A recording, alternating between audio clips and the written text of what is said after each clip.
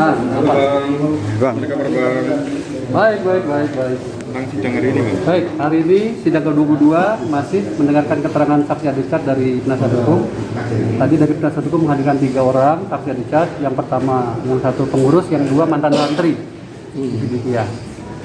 Secara garis besar keterangan dari pengurus dulu ya. Pengurus tadi memang setelah terjadi tanda dan sebagainya, ada beberapa keterangan yang tidak sesuai dengan barang bukti yang kita ajukan.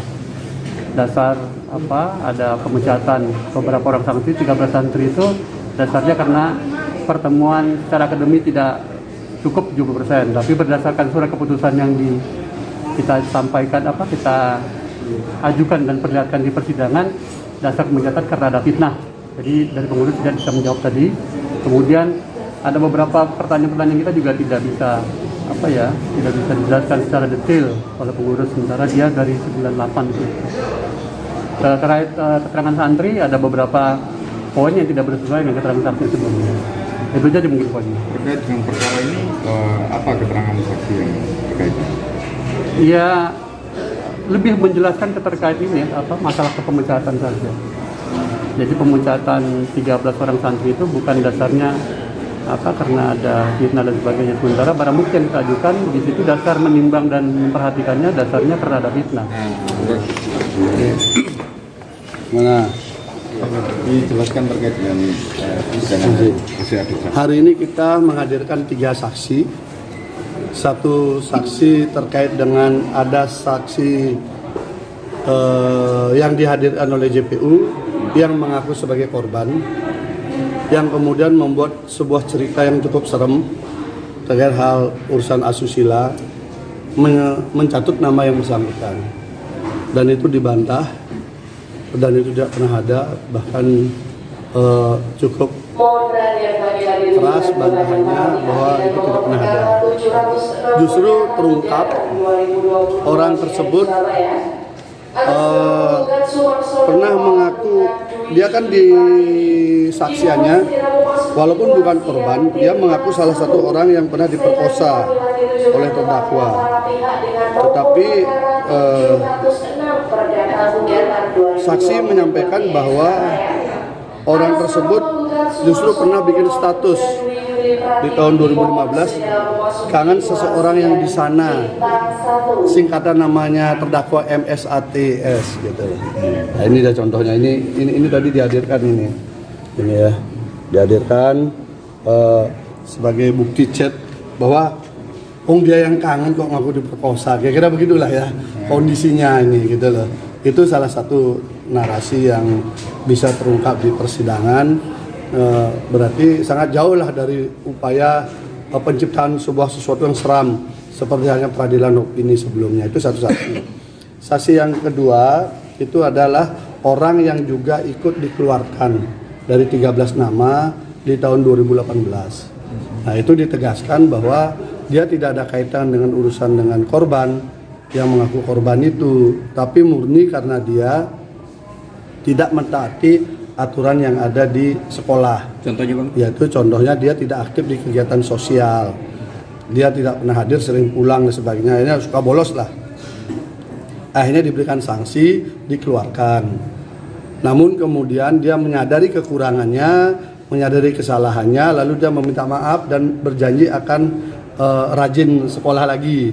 Lalu dikasih hukuman 6 bulan, dia tidak boleh sekolah, tapi dia tetap tinggal di pondok melakukan aktivitas yang sifatnya sosial. Akhirnya dipulihkan kembali. Artinya pemberhentian pengeluaran 13 orang ini murni karena ketidaktaatan dengan tata tertib di pondok pesantren. Jadi penciptaan sebuah kondisi bahwa itu terkait dengan mereka melapor ke polisi nggak nyambung. Karena kalau dikaitkan dengan laporan polisi kan dia korbannya sendiri melapor 2019. Dia dikeluarkan kan 2018. Bukan 2018 laporannya Bang, dan ditetapkan sebagai tersangka enggak, 2019. Laporannya itu 2019. Jadi laporannya 2019 bulan Oktober, kemudian visumnya yang baru yang kedua itu November. Gitu. Jadi itu terjadi. Kemudian saksi yang satunya lagi adalah saksi yang menjelaskan bahwa Mas Beki itu secara real tidak pernah mengajar di IMQ atau MQ sejak tahun 2013. Tahun 2012 beliau pernah mengajar 2 kali, lalu semuanya itu diambil alih oleh saksi sampai sekarang pelajarannya itu. Jadi beliau tidak lagi mengajar, tidak ada hubungan guru dengan murid karena beliau tidak mengajar.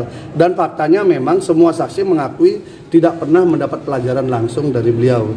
Tapi beliau lebih banyak kegiatannya adalah membangun pondok, melakukan kegiatan sosial, mengembangkan usaha, dan satu lagi hobinya yaitu musik. Itu yang paling sering aktivitas beliau daripada mengajar husnul huluk yang diajarkan, yang disebutkan sebelumnya. Itu selama dari dibentuk IMQ beliau hanya sempat mengajar 2 kali di tahun 2012. Selanjutnya tidak pernah mengajar lagi. Itu kalau posisi sebagai jabatannya di pendidikan itu apa, Bang? Nah, beliau jabatannya disebut sebagai wakil rektor atau koordinator 2. Itu pada saat awal beliau masuk, 2012 beliau masuk, sampai kemudian 2 tahun yang lalu baru diganti dengan posisi beliau sebagai koordinator 1, karena koordinator 1-nya sakit-sakitan. Namun secara kegiatan beliau tidaklah aktif. Kenapa? Karena menurut penjelasan tadi, nama beliau dipakai untuk sebagai daya tarik banyak orang mau sekolah di IMQ gitu loh. Walaupun secara mengajar beliau tidak gitu. Jadi simulik, dan itu tidak ada SK khusus untuk itu gitu. Karena sifatnya ini kan walaupun standarnya setingkat kuliah, tetapi kan polanya pola pondok. Tidak sama dengan universitas pada umumnya. Tapi itu murni pola pendidikan pondok, di mana puncak daripada pengajaran itu adalah dari Pak Kiai gitu loh. Selama Pak Kiai nggak bisa ngajar, maka yang lain lah yang mengajarkan berbagai materi, nanti Pak Kiai bisa, baru Pak Kiai. Jadi polanya seperti itu di IMQ dan MQ itu. Jadi ketika dicoba ditanyakan dengan cara berpikir universitas pada umumnya, memang nggak nyambung.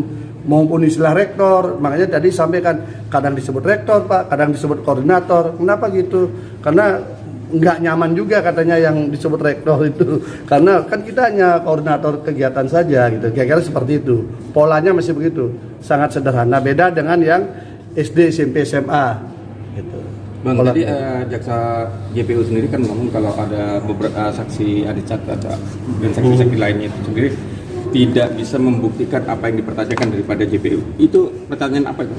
Pendalaman apa aja yang dipertanyakan, yang nggak bisa diutarakan tadi? Iya, kalau yang ditanyakan tidak dia ketahui kan memang tidak bisa dia jawab. Ngapain dia harus menjawab sesuatu yang dia tidak tahu kan? Kalau dipaksakan dia kemudian bertanya sesuai keinginan JPU yang memang dia nggak tahu kan, memang nggak boleh. Dia harus menjawab sesuatu yang dia tahu. Misalnya itu tadi ada yang sudah diberhentikan. Dia tanyakan kasusnya si korban, dia memang nggak tahu. Terus saya nggak tahu, orang saya, karena saya diberhentikan karena saya ini bolos, saya ini nakal, jadi saya diberhentikan. Lalu saya karena merasa saya memang salah, saya sadar, lalu saya memperbaiki diri. Dia fokus pada dirinya. Terus ditanya lagi, masa kamu nggak kenal? Tapi kamu kok tahu dia adik kelas gitu loh? Ya saya lihat dari surat keputusannya. Kalau saya MQ itu berarti pasti kakak kelas. Kalau IMQ itu pasti adik kelas. Jadi kan benar jawabannya. Tapi kalau dipaksakan dia harus menjelaskan soal si korban, memang dia nggak tahu. Masa orang nggak tahu harus cerita kayak saksi-saksi yang dihadirkan itu yang bisa bercerita banyak hal, tapi dia nggak hadir, nggak ada di lokasi, kan beda kan. Jadi dia hanya menceritakan apa yang dia ketahui. Ketika dipaksakan apa yang diketahui JPU untuk dia jelaskan, jelas nggak mau dong. Orang dia memang nggak tahu, dipaksa kan nggak bisa. Jadi sebenarnya dia yang dia ceritakan tuh misalnya ya, kenapa kamu diberhentikan? Ya saya salah karena saya begini. Ya jadi kita ingin pastikan bahwa surat keputusan itu tidak ada kaitan dengan masalahnya si peristiwa yang dilaporkan polisi itu. Tetapi ini memang 13 orang ini diberhentikan dengan berbagai perilaku yang berbeda-beda, tetapi menyalahi tata tertib sekolah kan gitu. Makanya beda-beda mereka perbuatannya, tapi dikeluarkan bersamaan. Ada 2 orang yang kemudian kembali mengakui kesalahannya, ada yang tidak, itu kan pilihan kan. Tapi ketika kembali diberikan dengan pola-pola kekeluargaan lah, dibina lagi gitu loh. Itu yang satu, yang perempuan yang agak keras karena memang namanya dicatut untuk sebuah peristiwa asusila yang disebutkan ya cukup serem lah dalam cerita itu kan. Itu lebih serem daripada kisah mandi Kemen Sidomukti yang ternyata fiktif itu kan. Lebih serem lagi, makanya dia karena namanya jatuh, kita coba cari. Kita cari orang itu, hanya ketemu dan beliau bersaksi. Bahkan beliau menyampaikan, ini loh buktinya, orangnya malah ngaku kangen sama Mas Beki, orangnya tergila-gila sama Mas Beki gitu loh. Bang, dari Mandi Kemen itu sendiri yang abang bilang fiktif itu, sementara dari saksi yang sebelumnya pada dalam pra peradilan yang kesini, saksi dari pemohon itu membenarkan, itu seperti apa? Yang mana? Waktu pra peradilan itu ada menyatakan ya yang peristiwa terkait masalah pemerkosaan ini sendiri. Pemerkosaan yang mana? Yang ada di mana? Kan ini ada banyak cerita nih. Iya. Ada soal berendam di pakai Kemen telanjang Sidomukti. Kemudian ada dia trisam. Kemudian ada diperkosa yang 2 kali. Nah, yang mana mau ditanyakan? Yang Mandi Kemen. Mandi Kemen. Yang menceritakan Mandi Kemen itu dia bersaksi bahwa dia Mandi Kemen bertiga. Udah. Di kolam yang dia tunjukkan itu, fakta menunjukkan bahwa semua saksi yang tahu kolam itu sejak dibangun kolam itu kering. Rusak karena bocor. Berarti keterangan dari saksi itu satu ya. Itu ya. salah, Bang, ya? Ini satu saksi cerita di sini. Kemudian ada 2 yang disebutkan oleh orang ini bahwa dia mandi bertiga. 2 orang ini membantah nggak pernah ada itu. Lalu gimana orangnya dicatut? Dia bertiga dan dia bilang kalau bertiga di situ nggak cukup Pak. Orang kolamnya kecil kok. Kami bertiga nggak mau cukup dan saya nggak mungkin bisa berdiri di situ. Gitu. Karena tempatnya pendek segini. Gimana orang berdiri? Di atasnya ini bangunan. Nah, makanya cerita horor yang di luar dikonstruksikan seakan benar itu ketika dibawa di persidangan didetilkan itu menjadi lucu. Makanya itu cerita itu yang dibilang pakai Kemen Sidomukti sudah gugur, betul-betul gugur. Hanya 1 orang yang bercerita, semua yang dicatut ternyata mengaku enggak, itu kan soalnya ada pernyataan dari saksi pemohon waktu pra peradilan yang dihadirkan dari pemohon itu, Bang. Nah, siapa? Yang menyatakan seperti itu santri.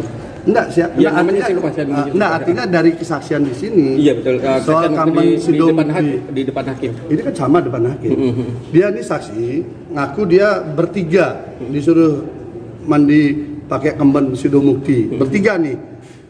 Ya, ini saksinya ini ya kita sebutlah si Indah sama Dorotul yang dicatut namanya sama Firda. Ini ngaku dia bertiga. 2 orang ini loh di dalam BAP maupun di dalam sidang ngaku nggak pernah ada peristiwa itu. Ini 2 orang dicatut namanya, dua-duanya ngaku nggak ada. Nggak ada Pak, nggak pernah itu ada. Lalu gimana?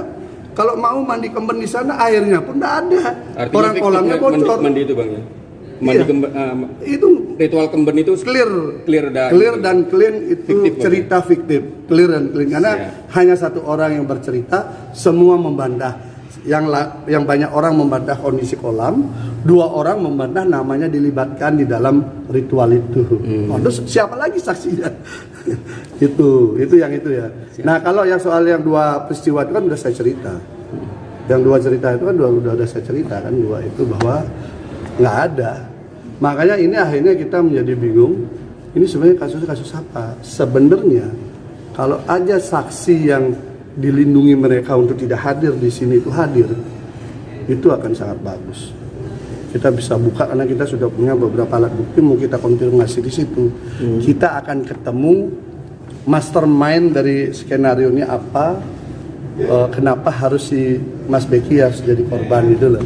Selain dia kena anak tunggal, pewaris dan sebagainya, ada sisi lain yang bisa nanti terungkap. Sayangnya kan ini terlindungi dengan tanda petik berbagai cara. Dari tidak mau dihadirkan secara normal, harus kami berdebat. Akhirnya kami menemukan pasal yang mewajibkan itu dihadirkan. Ketika sudah dihadirkan, ditangani, kemudian hanya lewat surat, dia tidak mau hadir. Akhirnya dengan surat itu kemudian dilindungi bahwa ini tidak perlu hadir. Ya sudah, rekayasa masih berlanjut dan kita harus lebih susah lagi kita bongkar. Untuk acara sidang besok apa kok? Masih ada saksi. Kayaknya besok saksinya kita ada kombinasi antara ahli dengan fakta. Ya, makasih Pak. Oke, terima kasih, Bang. Ya, makasih.